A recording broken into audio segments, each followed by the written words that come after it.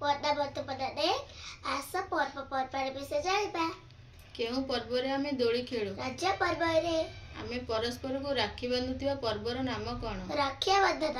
ଶ୍ରୀକୃଷ୍ଣଙ୍କ ଜନ୍ମଦିନକୁ କେଉଁ ପର୍ବ ଭାବରେ ପାଳନ କରାଯାଏ? ଜନ୍ମାଷ୍ଟମୀ। ଦଶହରାରେ କେଉଁ ଦେବୀଙ୍କର ପୂଜା କରାଯାଏ? ମା ଦୁର୍ଗା। କେଉଁ ପର୍ବରେ ଆମେ ଦୀପ ଜାଳୁ? ଦୀପାବଳି।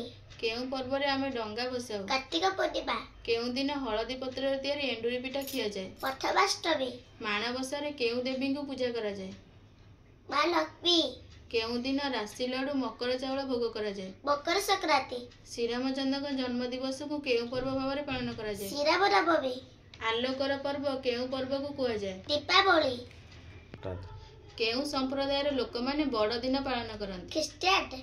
ଇଦ୍ ପର୍ବ କେଉଁମାନେ ପାଳନ କରନ୍ତି? ମୁସଲମାନ ମାନେ। ଶ୍ରୀପଞ୍ଚମୀରେ କେଉଁ ଦେବୀଙ୍କୁ ପୂଜା କରାଯାଏ? ମା ସରସ୍ୱତୀ। କେଉଁ ଦେବତାଙ୍କୁ ବିଦ୍ୟାଦାତା କୁହାଯାଏ? ଗଣେଶ। ସ୍ୱାଧୀନତା ଦିବସ କେବେ ପାଳନ କରାଯାଏ? ଅଗଷ୍ଟ 15।